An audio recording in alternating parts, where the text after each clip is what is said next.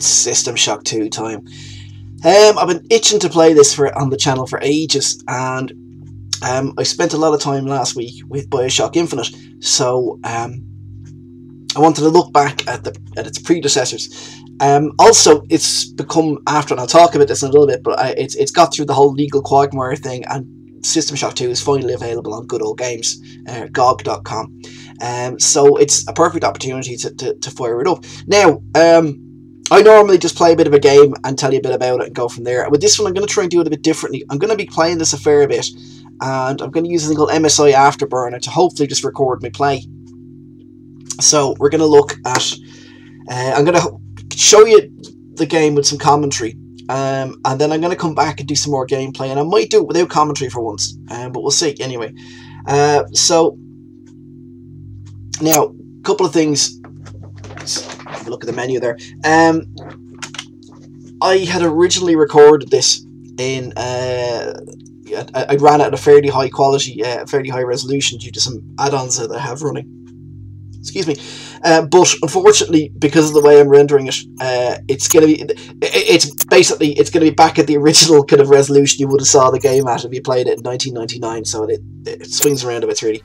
Anyway, I'm gonna shut up now and let you look at the intro. Hacker, a pathetic creature of meat and bone, panting and sweating as you run through my corridors.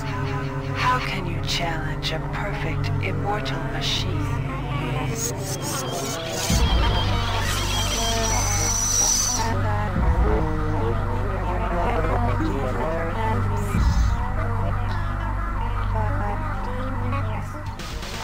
In 2072, a rogue artificial intelligence known as Shodan lost her mind.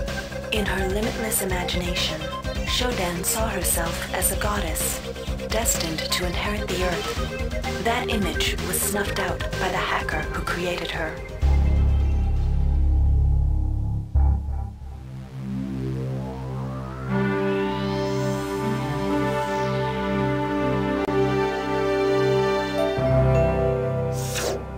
February 3rd is the day the magic happens. The Von Braun, the first starship in history capable of traveling at faster than light speed, will undertake her maiden voyage.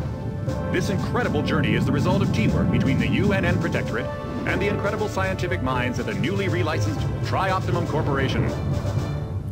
Imagine being able to travel to distant star systems in a period of weeks. It's all part of Tri-Op's commitment to the future. The Von Braun is packed with over 1.8 billion flight, scientific, and security systems, nearly all developed by Tri-Optimum and its wholly owned subsidiaries.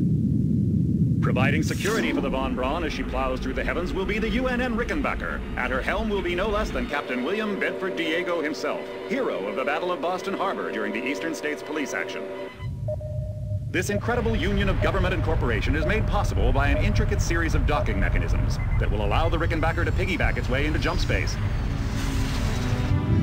Sleek, fast, revolutionary.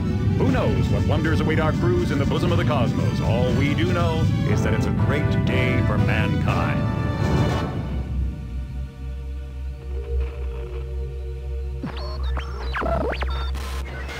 This is Dr. Ruby Delacroix of the UNN Von Braun. We've been hijacked by an unknown force. Ship security has been compromised. Do not allow the ship... Repeat, do not allow the ship to leave under any circumstances. I don't know what we're up against here.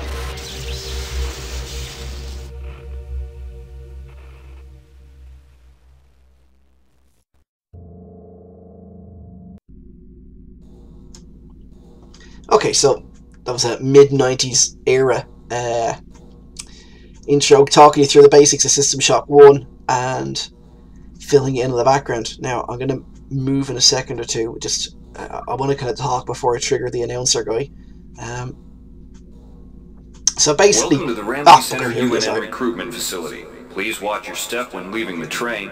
The grav shafts at the end of the hall will take you to the street-level training and recruitment center. Please proceed to the grav shafts. Okay, so as I mentioned earlier, I'm running this with the with two updates: the rebirth update, and which basically gives a lot of the models, not all of them, but a lot of the models a better better texture and a better resolution, and also a thing called SHTUP, SHTUP. that basically gives the actual maps, into the grav shafts to proceed buildings, to everything else basically upgrades it a bit and gives you access to some higher resolutions and other fun stuff. So if you're getting these, by the way, get the second version of Rebirth. If you have a look around, the first one has some really out there models for the there's enemies in the game later on called midwives, and the first version of Rebirth, they just look bizarre. Yeah, I'm not going to go into details, but if you Google it, you'll see. The second one gives them a bit more of a realistic look. So anyway, System Shock 2. The System Shock games are the spiritual predecessors to the BioShock games, but they're a lot more of an RPG. You're going to see a lot of similarities with BioShock, but it's a lot more of an RPG. And this section here kind of gives you an idea. It's this is a little training section. Basically, there's 3 different factions that your agent, your soldier, can belong to. One of them is the Navy. One of them, I think it's the Navy. I forget. Basically, one of them's the Army, one of them's the Navy, one of them's OSA. One of them has you as a hardcore soldier. One of them has you as more of a hacker that, you know, kind of hacks turrets and cameras and things. And the last one is this path, which is the OSA. Now, this is the closest to the likes of the plasmids or vigors that you get in the BioShock games. This gives you some psionic abilities. Let's see if I can show you here.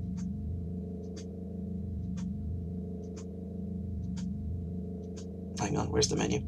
Basically, yeah, it gives you options to things like the ability to freeze enemies from a distance, or to pull things towards you. This one for turning off alarms, which I've never been able to get working.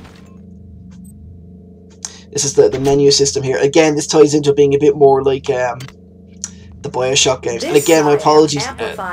When the original resolution I was running this at, you could make it every detail crystal clear. Like I said, it's in a roundabout way, it looks back like, you know, a bit more like it was the original 1999 game, because you're seeing it it's probably a little bit blocky. But look, this is called Let's Get Retro, so, you know, this channel, so that's my defense. I'm sticking with it. I'm using mode and click on the arrows on the bottom. I'm using a program called MSI Afterburner to record the actual video. Unfortunately, because I don't have that much hard space at the moment, I have to keep it at a fairly low rendering. Disciplines from higher tiers. Mastery of the mind is a slow, rewarding process. As it's more of an RPG game, you get to pick your path. So in other words, you pick your various stats and things. There's a little pre-rendered scene.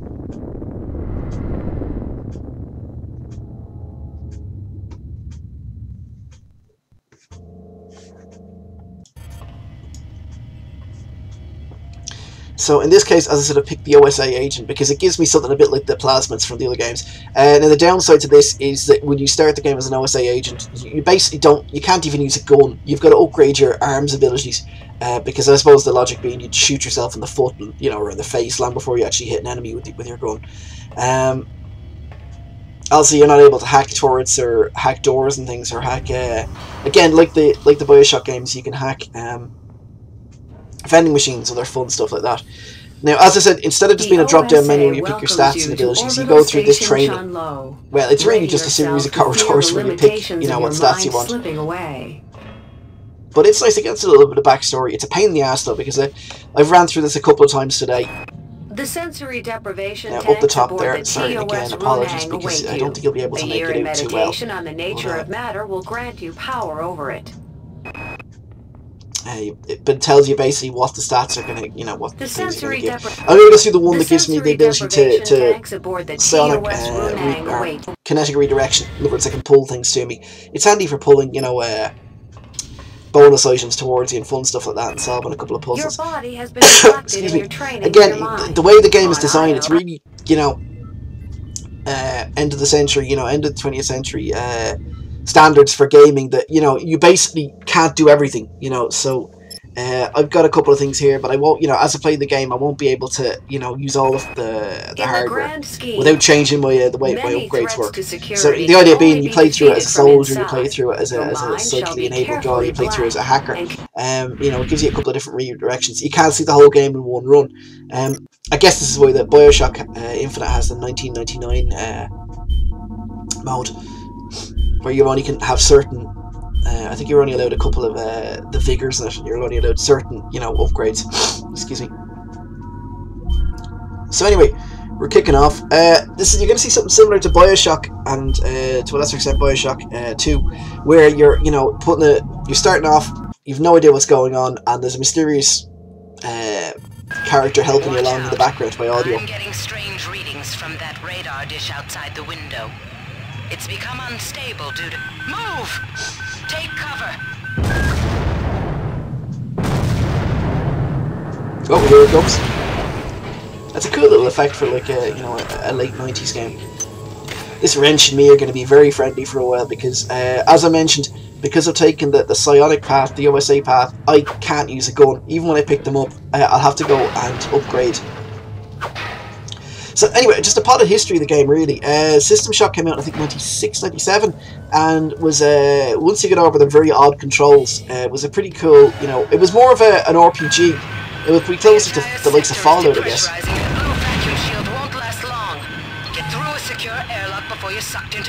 It was actually ahead of its time. System Shock 2 came out in 1999. Again, same company, Looking Glass, were responsible for it. It did critically. It was, it did really well. As regards people buying it, it didn't really do that well because Half-Life, I think was Half-Life. It was basically up against the likes of Half-Life and that. And, it's a bloody hard game as well. So, I love this. Those keypads, you can actually use your PC keypad. I say PC one because this was not a console game. Unlike the BioShock games, everything now has to be freaking on as many consoles as at once. This was a PC only game. There was an attempt to bring it out on the Dreamcast, but it didn't happen. Okay, can't go that way. There's actually a very, very early basic test demo floating around for the Dreamcast. This power cell is dead. There should be a recharger nearby. Just use it and it will recharge all the power-driven devices in your possession. After you've recharged the cell, plug it into the auxiliary power unit. That should open the airlock door. Be quick about it. The vacuum seals won't hold up much longer. Okay, so, yeah, again, this really ties for... When I started playing this game before, I just, charged the battery up and went up to here and kept hitting use and did nothing. You've actually got to drag the cell in. So, again, it's a real, RPG game, real kind of PC game. And I'm going to save here, by the way. Later on in the game, you get something a bit like the Vita Chambers in BioShock, cloning bay, I think it is. But until you find them, if you die, and you will die, if you die and haven't saved, it's back to the start of the game. There was no hand-holding back then. Again, there's a reason they call it the really hard mode in BioShock 1999 mode. So anyway, the game didn't do that well from a financial point of view. And Looking Glass went bust, which is a pity because they're behind the Thief series of games as well, which are pretty good. In fact, it shares an engine with this, the Dark Engine. So what happened then was lots of legal fun stuff. The System Shock name, not the game itself, but the name and the rights to do sequels went to EA. And originally EA were doing System Shock 3, and then that, as far as I know, warped into Dead Space. Now, I've never played Dead Space, believe it or not, but from what I've read, it ended up as being Dead Space. The guys from Looking Glass went on to form Irrational Games and wanted to do a sequel to System Shock, couldn't get the rights to do a sequel to System Shock. At this stage, by the way, everything else, like System Shock 2 and System Shock 1 and a lot of the other games, were owned by an insurance company. When Looking Glass went bankrupt, a lot of the stuff went to the insurance company, and this is the reason that the only way to play this game for years was either to pirate it, or to get a copy off eBay. Now, I'm lucky, I actually have a compilation pack for the PC, with about 6 games like Wing Commander and a few others, and one of the games is this, so I had a copy of it. But if you wanted to get a copy, you had to basically pirate it if you didn't want to buy it. Now, the legality, it would be illegal to obviously pirate it, but ethically to pirate it, you know, a game that you can't actually buy, that's up to you to decide. But anyway, eventually, earlier this year, a company was able to basically sort out the whole legal quagmire, and I can't think of the name off the top of my head, unfortunately. I'll see if I can put it up in the description. But company was able to come up with the fix for it, and for the whole legal problem, and you could buy it off GOG, so it's worth checking out. Now, I don't have enough hack points to hack that. Basically, this thing here, that terminal to my right, lets you go in and upgrade your stats, upgrade your abilities, upgrade your gun abilities, and believe me, having knowing how to use a gun is pretty important in the game. But until I have a hack skill of 1 or 2, I won't be able to hack those. And it's a pity, if you take the path of hacking, you know, like if you upgrade all your hacking abilities, you'll get bonuses from, you know, hidden stuff that's behind doors that you can hack, and from containers that you can hack. But you won't, you'll be on the back foot when it comes to being able to fight. The same way that the psionic abilities lets you bypass other things, but you won't be as good of a, you know, you won't be able to use a lot of weapons. So again, it's not like today where you can have everything, you know. It's not like Skyrim where you can be, you know, the head of every guild and be a master assassin, master ninja, master, oh, hang on, it's a ghost. I can't find my card. Please, let me out of here. The game blurb, the reason you can see those ghosts is to do with some of your upgrades, but it really is to build atmosphere, and it really does later on, and it builds dread as well. I mean, a lot of the fear in this isn't just, you know, oh look, killer spider or evil monkey things are trying to get me. A lot of it is finding out about the crew and what happens to them, and there is, you know, as you're finding out slowly about what people's fates are, there's a real sense of kind of dread, you know. I can't remember if there's quick save in it, and I don't want to take the chance.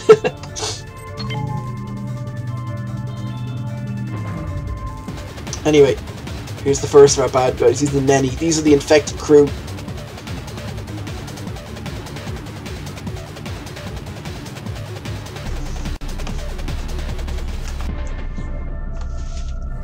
Other things you need to watch out for as well are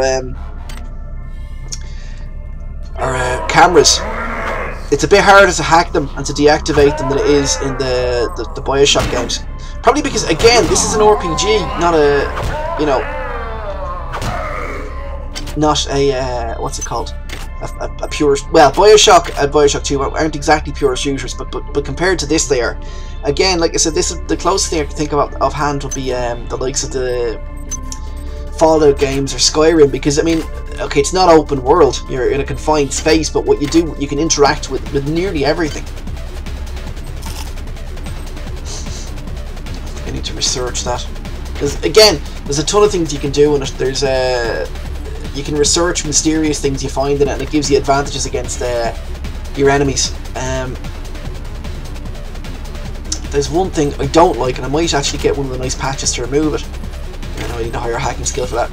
Is that your weapons degrade over time, and even the creators of the game eventually said this was a bad idea. The idea being that, you know, the more you use your gun, the more likely it's gonna miss. You know, it's gonna fail. So again, Fallout does that to a certain extent.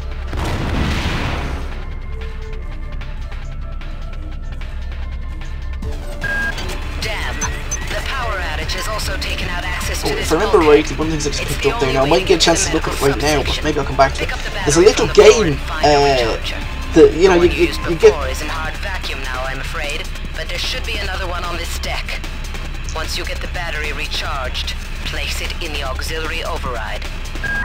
Your MFD is kind of like your little PDA, and it does lots of things in game, and one of the things it does is it plays back crew logs. Again, it's very like the vocoders or the tape recorders in the BioShock games, but it also has things like, it's actually got a little mini game, like it's got I think that was Breakout I got there, or a variant of Breakout, and it's crazy. Someone obviously spent a day coding a very basic little game that you could play on your PDA while, you know, the many there attack you and kill you. That insipid computer Xerxes has shut down the elevator as well. You can transfer power at the engine core on deck 1, which will get the elevator up and running again, but you can't use the elevator to get down there. Wait. There's some kind of maintenance access right on this hallway. Now that chappy there. You can use it to reach deck 1. Xerxes. However, it's locked, and Xerxes is hiding the passcode from me. Dr. Watts should have the code. He's probably in the crew subsection. Grassi has the key to get in there, but he's in the medical subsection, probably near the biopsy lab. Now get to the medical subsection and find Grassi. Hi there. Please make your selection. I think yeah, no, I don't have the because I took the gun upgrade. If I remember rightly, I can't hack this, but I can buy a couple of hypos and a couple of bits and bobs. Again, it's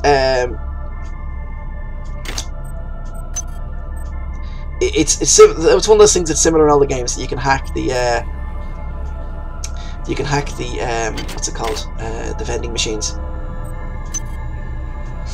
Ah, booze.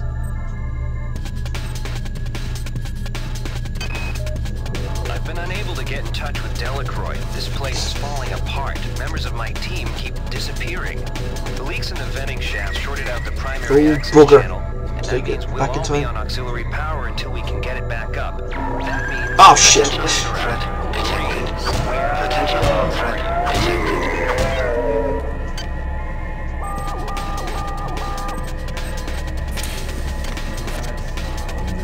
And by the way, it's real time, so if you decide you want to, you know, if you use your stim pack kind of thing, you know, to, you know, get your health back up, it doesn't go up straight away. It boosts it a little bit, and then you've got to wait for it to go back up. Oh, I've got... Ho ho, I've got a gun.